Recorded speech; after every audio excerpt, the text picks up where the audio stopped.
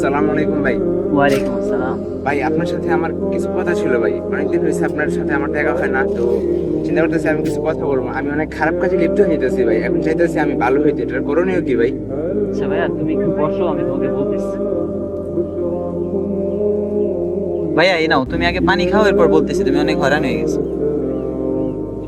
আমি তোমাকে একটা সুন্দর পরামর্শ দিতে পারি, তবে তোমার একটু কষ্ট হবে। তুমি কি সেই কষ্টটা করতে পারবা? ইনশাল্লাহ ভাই পারবো। তোমাকে এখন আমি এই চামিচটা দিব, আর চামিচের এই উপরে আমি তোমাকে পানি দিব।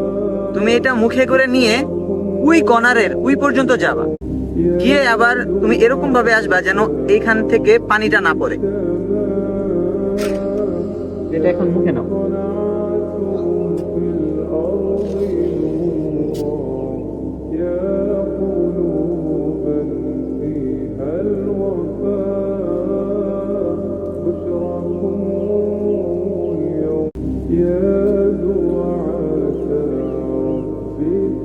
আচ্ছা ভাইয়া, তোমার এখান থেকে কি এক ফোঁটাও পানি পড়ছে? না ভাই, এক ফোঁটা পানি পড়েনি। আর তুমি যখন চামচটা নিয়ে ওই পর্যন্ত গেলা, এরপর আবার চামচটা নিয়ে আসলা যেন পানিটা না পড়ে, তখন যে তোমার হাতের বাম পাশে অনেকগুলো ছেলে খেলাধুলা করতেছিল, এটা কি তুমি দেখছো? না ভাই।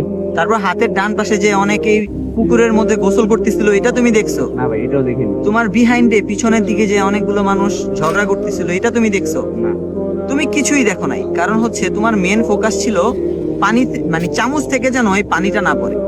ঠিক তুমি যদি তোমার লক্ষ্য রাখো জান্নাত, তুমি যদি তোমার লক্ষ্য রাখো তুমি আল্লাহ তাআলাকে খুশি করে জান্নাতে যাবে, তুমি যদি গুনাহকে ভয় করো এবং আল্লাহ তাআলাকে ভয় করো, তাহলে তোমার দুনিয়াতে যত রকমের খারাপ কাজ আছে, তুমি সকল ধরনের খারাপ কাজ থেকে নিজেকে হেফাজত করতে পারবা। আর এর সাথে সাথে তোমার প্রত্যেক নামাজকে আদায় করতে হবে। এর সাথে সাথে তোমার হেদায়েতের জন্য দোয়া করতে হবে, কারণ হেদায়েত যদি আল্লাহ তাআলা দিয়ে দেয়, তাহলে তোমার জন্য গুনাহ থেকে বেঁচে থাকা তোমার জন্য সোজা হয়ে যাবে। তোমার আল্লাহ তাআলাকে চিনতে তোমার জন্য সোজা হয়ে যাবে, তোমার জন্য জান্নাতে যাওয়া সোজা হয়ে যাবে। তাই তোমার এবং আমার সকলের লক্ষ্য থাকা দরকার আমাদের আখিরাত।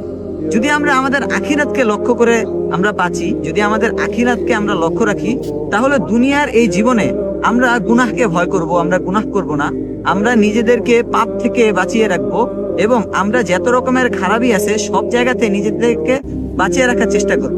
তাই তোমার লক্ষ্য এখন থেকে কি আমার সাথে বলো? বলো, আমার লক্ষ্য হলো নিজেকে গুনাহ থেকে বাঁচিয়ে রাখা, এবং আল্লাহ তাআলাকে সন্তুষ্ট করা, এবং আল্লাহ তাআলার কাছে আমার হেদায়েতের জন্য বেশি বেশি দোয়া করা। আর আমরা এই দোয়াটা করব নামাজের মাধ্যমে, ইনশাআল্লাহ।